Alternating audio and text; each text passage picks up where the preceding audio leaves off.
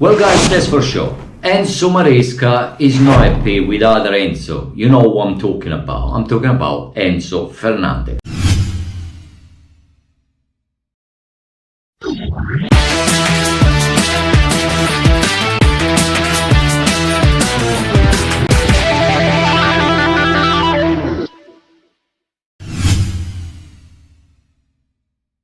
Yes guys, welcome back to another video. The color is blue, Chelsea FC. Well, Chelsea is out of the Carabao Cup because we underperformed in the first half. If Chelsea had played the same way they play in the second half, in the first half, we would have had clear chances to do much better and most probably win the game if we played that way. But it didn't happen that way. And Enzo Fernandez was one of the players that really didn't make any effort whatsoever to allow Chelsea to improve. Well, against Newcastle, apart from the fact that connection on Thansbury Hall alongside Enzo Fernandez was completely wrong, also the defensive repart having Adarabioyo alongside Badiashile and Disasi on a wing was extremely wrong. That contributed to Newcastle to have all the gaps in the wall to easily squeeze into the Chelsea box and have all the opportunity there, of course, not just to score 2 goals, but they could have scored most probably another 2 or 3 goals. But now, guys, let's bury that defeat into history and let's talk about the situation, ongoing situation with Chelsea right now. Clearly, Enzo Maresca is not happy at all with Enzo Fernandez and has made it clear that the contribution that comes out from the connection of Romeo Lavia and Moises Caicedo is much higher than when Enzo Fernandez is playing alongside Caicedo. That Enzo Maresca prefers a game where holding the ball is essential. Well, what I can tell you now, guys, is that Carlo Ancelotti is well aware of the relation in between Enzo Fernandez and Maresca. He knows that Maresca started losing patience with Fernandez. And we don't really know, and also this family situation of Fernandez that are making things even more difficult. So we don't know if perhaps Enzo Fernandez will be staying at Chelsea. He may go. And if that is going to be the case, well, Chelsea may be considering offers. And there is clearly an offer, an intention from Carlo Ancelotti to bring to Real Madrid a creative player such as Enzo Fernandez that will be suited to a Real Madrid style play. Well, if that is going to happen, of course, Chelsea will demand unless one player in exchange, because we know exactly how much Chelsea played for Enzo Fernandez. That's a lot of money. 105 million is a lot of money.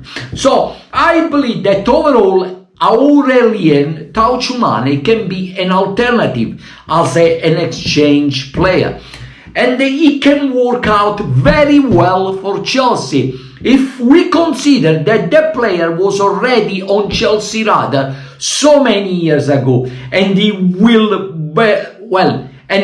adapt surely to Enzo Maresca's system, considering the physicality of that player. Tchouameni is a very great player, but he didn't have chances to impress Real Madrid, and now he's on second pick for Carlo Ancelotti. But I think Chelsea can have a good chances to get this player, and if there is an opportunity to sell Fernandez and get Tchouameni as a player exchange, then that will be a great opportunity. Well, next Chelsea game is an important test. It's essential. It will define overall the chances that Chelsea can have this season to do well. We need to try to get a win at Manchester United. So it'll be a very tricky game for Chelsea. all of the Manchester United players will be well galvanized by the arrival of their new manager. So we really need to focus on this game and try to get the 3 points. We need to try to win the game. Well, I'm not happy with Maresca for leaving Cole Palmer on a bench and never used him against the defeat against Newcastle. I wasn't really impressed about that. It seems like that Maresca doesn't really prioritize the Carabao Cup and perhaps he wants to focus more on FA Cup, the European Conference League and the Premier League. Well, let's see. First of all, if he will try to get us to the Champions League spot, which will be the first objective this season, and trying perhaps to do extremely well in a European Conference League, of course. Well, now guys, a bit of a silly comments from Khalidou Koulibaly about Nicola Jackson. Apparently he suggested that the way Jackson is playing so far, he can easily win the Golden Ball.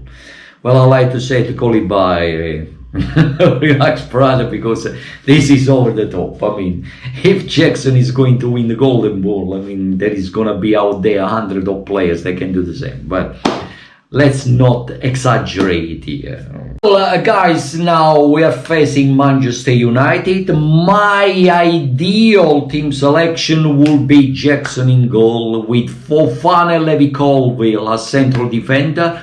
I will carry on using Malo Gusto and Reece James on both of the wings, right and left back. I think they're doing so far, they've done an extremely good job. Then I will stick with Romeo Lavia alongside Moises Caicedo with Cole Palmer forward midfielder. But this time I'll try to play Pedro Neto instead of Jadon Sancho, with Madueke on other wing, and of course Nicola Jackson as a main solo striker. I believe that this team can do extremely well in Manchester when we play Manchester United. Well, it was a great pleasure to have been with you today, guys. I will see you in the next video where I'll be talking, of course, about the next game we'll be playing against Manchester United. Stay tuned in for my next upcoming video, of course. Don't forget to subscribe to the channel. Keep watching my video. Keep supporting the channel. Thank you very much for watching. I'll see you next time. Bye. Ciao from me.